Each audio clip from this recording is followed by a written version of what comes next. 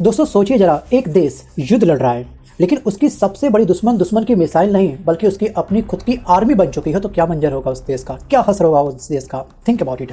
So guys, Ukraine के defence minister ने संसद में जो आंकड़े रखे हैं वो सीधे सीधे एक वॉर सिस्टम की पोल पट्टी खोल रहे हैं। और सवाल यही है, अगर सैनिक ही नहीं लड़ना चाहते हो तो जंग आखिरकार कैसे जीतेगा वो देश।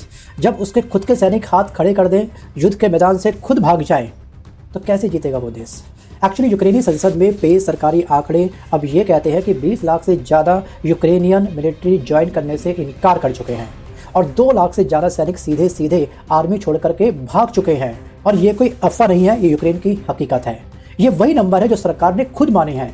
और अब सवाल ये है कि आखिरकार ये भाग क्यों रहे हैं। भाई, देश की सेवा करना हर आर्मी का फ़र्ज है, हर देश के नागरिक का फ़र्ज होता है, दायित्व होता है। एक्चुअली इसके पीछे की वजह यह है कि ये युद्ध अब लड़ाई नहीं, एक वॉर ग्राइंडर बन चुका है। इस वॉर के अंदर पिसना बिल्कुल तय है।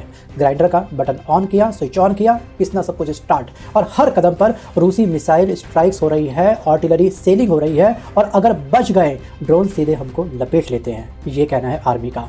लोगों को लग रहा है कि यहाँ जीत नहीं, केवल एक चीज़ तय है दोस्तों, वो है हमारी मौत। और मौत का डर सिर्फ फ्रंट पर नहीं होता दोस्तों, बल्कि डर सिस्टम से भी होता है, सिस्टम के करप्शन में भी होता है। और यूक्रेन के साथ में करप्शन काफ़ी चरम पर पहुंच चुका है। लोग आर्मी में जाने के डर से लोग फेक मेडिकल सर्टिफिकेट बनवा रहे हैं, अपनी टांगें खुद तुड़वा रहे हैं और दोस्तों या फिर $66,000 दे करके, रिश्वत दे करके भर्ती से बच रहे हैं। आपको याद है वर्ष 2023 का स्कैंडल, बिहार जब यूक्रेन के कई टॉप मिलिट्री अफसर डिसमिस किए गए थे। 2024 में फिर सामने आए थे फेक डिसेबिलिटी सर्टिफिकेट केस, जिसमें active and physically fit soldier तक पकड़े गए थे कि आपने सर्टिफिकेट सबमिट क्यों कर दिया, आप तो डिसेबल है ही नहीं। एक्चुअली डिफेंस मिनिस्ट्री करप्शन से भरी पड़ी है यूक्रेन की।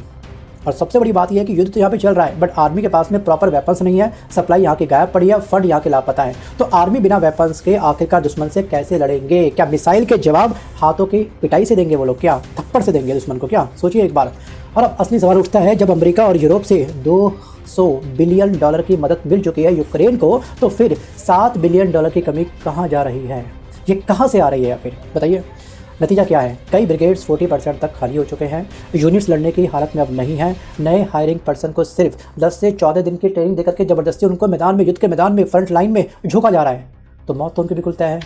भाई, बॉर्डर पर जाते हैं ट्रेंड लोग, ठीक है, अच्छी खासी ट्रेन जिसके पास में होती है वो लोग जाते हैं। ये आनन फानन में अपने यूक्रेन के जो युवा हैं, ठीक है, जेलेसन की ज़बरदस्ती उनको युद्ध में झोंक रहा है। जी हाँ, नेटो वेपन्स है, इंटेलिजेंस है, लेकिन मोराल जीरो पड़ा हुआ है इन सब का भी। लोग युद्ध से थक चुके हैं और सिस्टम पर भरोसा अब खत्म हो चुका है। बट वीडियो को दोस्तों पॉज करके आप मुझे कमेंट करके पक्का बताइएगा, क्या सच में 2026 का वर्ष रूस और यूक्रेन के बीच में युद्ध रुकने वाला वर्ष होगा या फिर ये युद्ध ये पूरा वर्ष चलने वाला है। थिंक अबाउट इट, कमेंट करना मत भूलिएगा।